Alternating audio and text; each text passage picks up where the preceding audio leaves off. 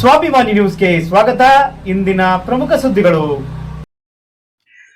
ಸಾಗರದ ಮಾರಿಕಾಂಬಾ ದೇವಿಯ ಜಾತ್ರೆ ಫೆಬ್ರವರಿ 3ರಿಂದ ಆರಂಭವಾಗಿ 11ರವರೆಗೆ ನಡೆಯಲಿದ್ದು, ಈ ಪ್ರಯುಕ್ತ ರಾಷ್ಟ್ರಮಟ್ಟದ ಕುಸ್ತಿ ಪಂದ್ಯಾವಳಿಗಳನ್ನು ಜನವರಿ 6ರಿಂದ ಹಮ್ಮಿಕೊಳ್ಳಲಾಗಿದೆ ಎಂದು ಮಾರಿಕಾಂಬಾ ನ್ಯಾಸ ಪ್ರತಿಷ್ಠಾನದ ಅಧ್ಯಕ್ಷ ನಾಗೇಂದ್ರ ತಿಳಿಸಿದರು.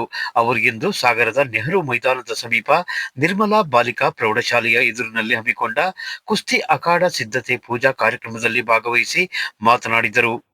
ಈ ಸಂದರ್ಭದಲ್ಲಿ ಮಾರಿಕಾಂಬಾ ನ್ಯಾಸ ಪ್ರತಿಷ್ಠಾನದ ಉಪಾಧ್ಯಕ್ಷ ಸುಂದರ್ ಸಿಂಗ್, ಕಾರ್ಯದರ್ಶಿ ಗಿರಿಧರ್, ಸಹ ಕಾರ್ಯದರ್ಶಿ ಎಸ್ವಿ ಕೃಷ್ಣಮೂರ್ತಿ, ಮಾರಿಕಾಂಬಾ ಜಾತ್ರಾ ಕುಸ್ತಿ ಪಂದ್ಯಾವಳಿಗಳ ಸಂಚಾಲಕ ಅಶೋಕ್, ಸಹ ಸಂಚಾಲಕ ಶಶಿಕಾಂತ್ ಸೇರಿದಂತೆ ಪ್ರಮುಖರು ಭಾಗವಹಿಸಿದ್ದರು.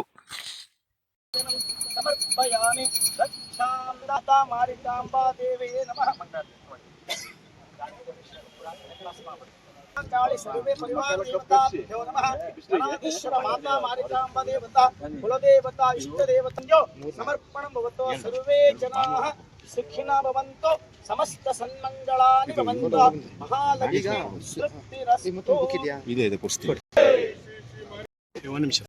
ಶ್ರೀ ಸಾಗರದ ಮಾರಿಕಾಂಬಾ ಜಾತ್ರೆಯ 2026ರ 3ನೇ ತಾರೀಕಿಂದ ನಡೆಯುವಂಥ ಪ್ರಸಿದ್ಧ ಜಾತ್ರೆ ಸಾಗರದಲ್ಲಿ 3ನೇ ತಾರೀಕಿಂದ ನಡೆಯಲಿದೆ.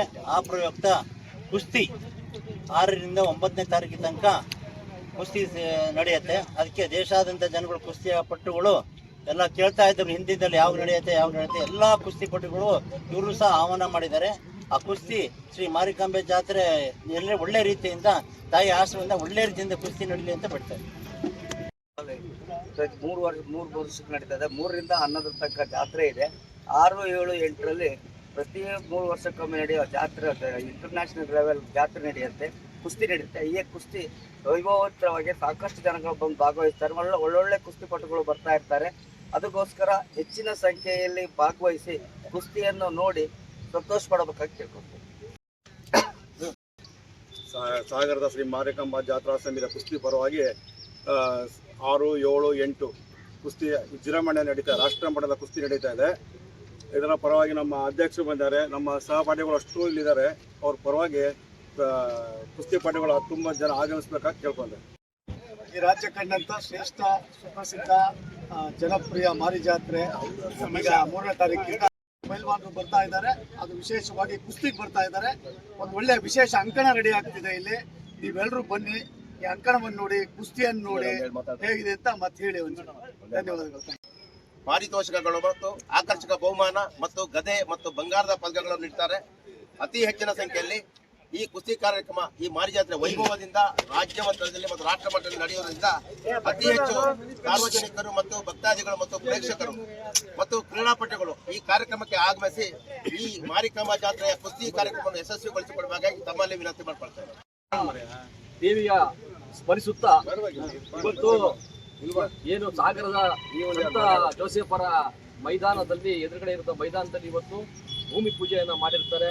ನಮ್ಮ ನಾಗೇಂದ್ರ ಅವರು ಅಧ್ಯಕ್ಷರು ಅವರ ಕೈಯಲ್ಲಾಗಿದೆ.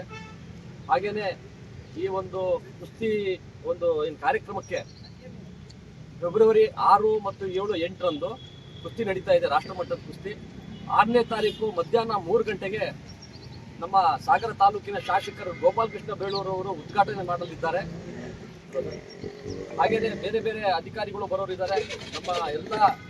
ನಮ್ಮ ಕಮಿಟಿಯ ಎಲ್ಲರೂ ಕೂಡ ಇಲ್ಲಿ ಆಗಮಿಸಿದ್ದಾರೆ. ಈ ಕಾರ್ಯಕ್ರಮಕ್ಕೆ ತಾವು ಎಲ್ಲರೂ ಬಂದು ಶುಭ ಹಾರೈಸಬೇಕು ಮತ್ತು ವೀಕ್ಷಣೆ ಮಾಡಬೇಕು ಅಂತ ಈ ಬಹುತೇಕ ಎಲ್ಲ ರಾಜ್ಯಗಳ ಮಹಾರಾಷ್ಟ್ರ ಮಾರಿಕಾಂಬಾ ದೇವಿಯ ಜಾತ್ರೆ ಮಹೋತ್ಸವಕ್ಕೆ ಮೊನ್ನೆ ದಿವಸ ಅಂಕೆ ಹಾಕುವುದರ ಮುಖಾಂತರ ನಮ್ಮ ಸಮಿತಿಯ ಅಧ್ಯಕ್ಷರು, ಪದಾಧಿಕಾರಿಗಳು, ಸದಸ್ಯರು ಎಲ್ಲರೂ ಅಂಕೆ ಹಾಕುವ ಕಾರ್ಯಕ್ರಮವನ್ನು ನೆರವೇರಿಸಿಕೊಟ್ಟಿದ್ದಾರೆ.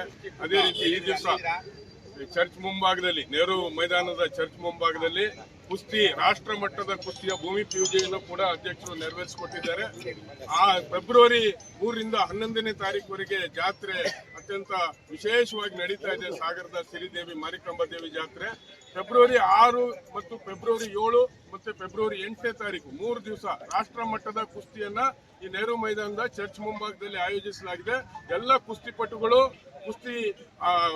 ಕುಸ್ತಿಯನ್ನು ವೀಕ್ಷಿಸತಕ್ಕಂಥ ಎಲ್ಲ ಅಭಿಮಾನಿಗಳು ಎಲ್ಲರೂ ಕೂಡ ತಾವು ಮಾಧ್ಯಮ ಮಿತ್ರರು ಹೆಚ್ಚಿನ ರೀತಿಯಲ್ಲಿ ಪ್ರಚಾರವನ್ನು ಕೊಟ್ಟು ರಾಷ್ಟ್ರ ಮಟ್ಟದ ಕುಸ್ತಿ ಕಾರ್ಯಕ್ರಮವನ್ನು ಕೂಡ ಈ ಜಾತ್ರೆಯಲ್ಲಿ ಯಶಸ್ವಿಗೊಳಿಸಿಕೊಡ್ಬೇಕು ಅಂತೇಳಿ ಶ್ರೀ ಮಾರಿಕಾಂಬಾ ದೇವಿ ನ್ಯಾಸ ಪ್ರತಿಷ್ಠಾನದ ಸಮಿತಿಯ ಪರವಾಗಿ ವಿನಂತಿಯನ್ನು ಮಾಡ್ತಾ ಇದ್ದೀನಿ.